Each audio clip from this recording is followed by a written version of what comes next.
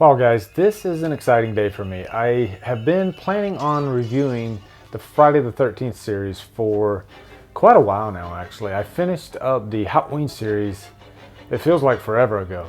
So when I finished that series, I was like, I really love Friday the 13th. I'm looking forward to going through that franchise. Finally, the day's come. Here we are. I have an open chance, and we're gonna start with the first Friday the 13th. So let's get it started.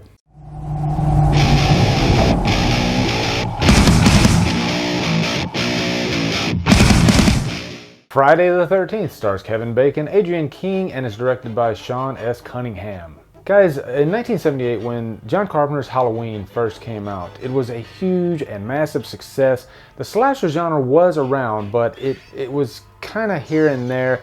Nobody really paid attention to it. And then comes along Halloween, and the movie made $47 million on a $320,000 budget. And it was the highest grossing independent film of all time for quite a few years. And it kicked open the door for the slasher genre. And along came Friday the 13th in 1980. Right after Halloween, yes, there were quite a few slasher movies coming out, but when Friday the 13th came out, it was also a massive success. And from that point, every studio wanted to make a slasher movie, and they made so many of them. It's countless slasher movies.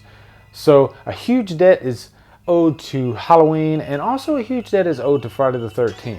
And the story of how the first Friday the 13th was made is kind of interesting because big budget studios hadn't done these types of films before. Paramount Studios said, hey, why don't we let a filmmaker just go and make a slasher movie like he's doing an independent film, and we'll distribute it. And that's what they did. They actually gave Friday the 13th a big budget release and marketed it like a big budget film. And the trailer was everywhere. Everybody saw Friday the 13th. I remember when Friday the 13th came out, I was only like 7 years old. And even I remember seeing trailers constantly for Friday the 13th. And I was way too young to see it back then, but I was really curious. And Friday the 13th is responsible for getting me really into horror movies. One of the first movies to really scare me was a Friday the 13th film, Friday the 13th Part 3.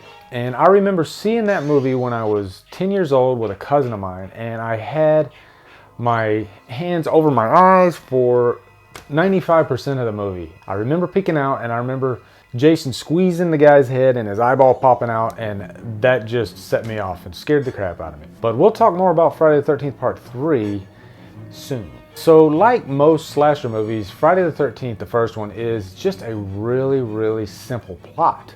You know, it's a group of teenagers, they're away from their families, they're at a camp setting, and a killer is on the loose, and he's picking them off one by one. And guys, just a little side note here, this is gonna be a spoiler review. So if you haven't seen the first Friday the 13th, and it's really the only movie that you need a spoiler warning for, then turn this off and watch the first Friday the 13th, because I don't wanna ruin it for anybody, because it is a good reveal at the end. But aside from a very effective marketing strategy, the first Friday the 13th actually has a lot going for it.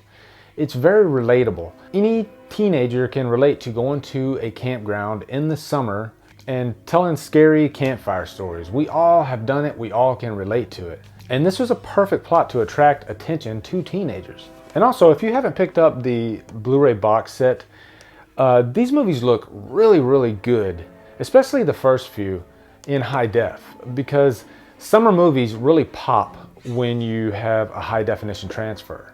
And it just made the movie that much more enjoyable. Also, all the characters in this movie, I think, are really likable. Maybe even more likable than the original Halloween.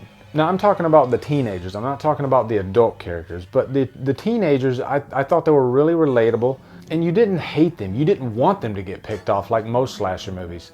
You were actually rooting for them. They looked like real people, too. They weren't all beautiful, and they felt like somebody that could live next door to you. Also, Friday the 13th was groundbreaking in the special effects. The practical effects by Tom Savini are so good. Even then and even now, they're still really good. They hold up. It's all really tame now, but I remember back then, that was a big marketing point for Friday the 13th. The kills looked real. At least back then they did. I mean, people were getting their throats slit. The scene with Kevin Bacon in the bed, and you got the arrow that goes through the bottom of the bed and through his neck. Pretty gruesome stuff. And then at the end you see a decapitation, and I believe decapitations were very few and far between in film before that time. And it was right there in front of you. And the first Friday movie is the only one that has a huge plot twist. Jason's not in the movie. Well, he is, but he's just a kid, and it's at the very end of the movie. The real killer, spoiler alert again, is his mother. And I remember when I first saw this, I was pretty surprised. They did a good job of masking the fact, no pun intended, that it was his mother. And I remember reading about Betsy Palmer and how she kind of hated the idea of being in this movie. But I gotta respect her, because even though she hated that idea and then grew to love it as time went on, she still respected the material and gave a good performance. And she's pretty creepy in this movie. And finally, I gotta mention the score by Harry Manfredini. It might be one of the most underrated horror scores out there, I think, because as soon as you hear that music, you know exactly what it is. It's Friday the 13th. Just like when you hear the Halloween theme, you know that it's Halloween. Same goes for Friday. And everybody loves the or really, according to Harry Manfredini, it's for kill mom.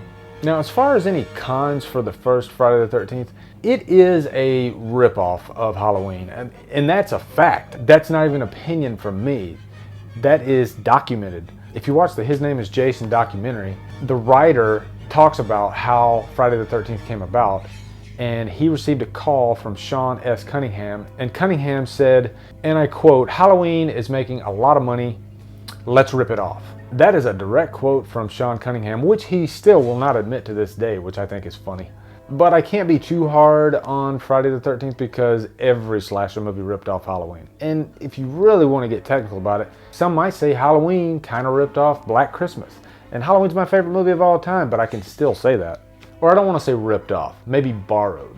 But don't most movies borrow from other movies? So overall, guys, I would definitely give the first Friday the 13th a purchase worthy. It is a really fun movie. I've always enjoyed it, and it's one of the movies that I go to the most. It's not my favorite, but we'll get to that later.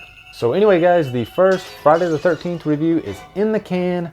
Had a lot of fun talking about this movie with you guys. Get down there in the comments. Tell me what you think of the Friday the 13th series. What is your favorite Friday the 13th movie? Looking forward to discussing all this with you guys.